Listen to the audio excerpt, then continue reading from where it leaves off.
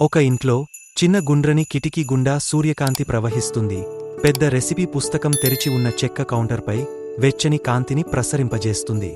ఒక ఉదయం ఈ ఇంట్లో కిచెన్లో ఉన్న చబ్బీ పిల్లికి అద్భుతమైన ఆలోచన వచ్చింది. నా మిత్రులకు రుచికరమైన భోజనం వండాలి అని అనుకుని నవ్వుతూ వెంటనే తన సెఫ్ టోపీ పెట్టుకుంది. చబ్బీ పిల్లి పెద్ద రెసిపీ పుస్తకం తెరిచి అందులోని రకరకాల వంటకాలను చూస్తోంది. ఏం వండాలి అని ఆలోచించి రుచికరమైన వంటలు చేయాలి అని చెప్పి చప్పరించుకుంది.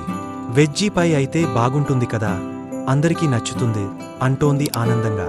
తన తోటలోకి వెళ్లిన చబ్బీ పిల్లి తాజా కూరగాయలు, టమాటాలు, క్యారెట్లు, బఠానీ తీసుకుని ఇవి వంటకానికి అద్భుత రుచి ఇస్తాయి అంటూ పొంగపోతోంది.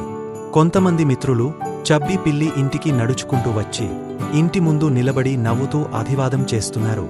చబ్బీ పిల్లి వారికి తలుపు తీయగా రండి రండి మిత్రులరా, మనం కలిసి వండుదాం అని ఆహ్వానం చెబుతుంది.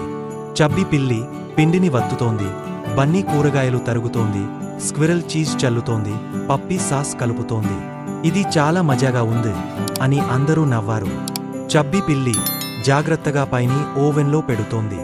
ఇప్పుడేమిటంటే ఇది బంగారు రంగులో కాలిపోయే వరకు వేచి చూడాలి అని మిగిలిన వారికి చెబుతుంది. వంటగదంతా రుచికరమైన వాసనతో నిండిపోయింది. స్క్విరల్ అకస్మాత్తుగా తుమ్మడంతో పిండి అంతా గాలిలోకి ఎగరింది.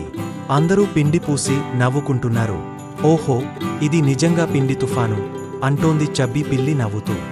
ఓవెన్ డింగ్ అనే శబ్దం రావడంతో చబ్బీ పిల్లి ఓవెన్ తలుపు తెరిచి వేడిగా బంగారు రంగులో మెరిసిపోతూ ఉన్న పైని బయటకు తీస్తోంది. చాలా రుచిగా వాసన వస్తోంది. మన పైని సిద్ధం అంటూ సంబరపడుతుంది. వావ్ అని అందరూ ఆనందంగా అరిచారు. గార్డెన్లో అందరూ కలిసి బల్లపై ప్లేట్లు, గ్లాసులు, పూలు అమర్చుతున్నారు. ఇంత అందంగా సిద్ధం చేయడంలో కూడా ఎంత ఆనందం, ఇది అద్భుతంగా ఉంది అని అనుకున్నారు. అందరూ టేబుల్ చుట్టూ కూర్చుని పైని తింటూ నవ్వుకుంటున్నారు. ఇది నా జీవితంలో బెస్ట్ లంచ్ అని పప్పీ అంది. వంట చేయడం సరదా, కాని మిత్రులతో కలిసి వండితే ఇంకా ఆనందం.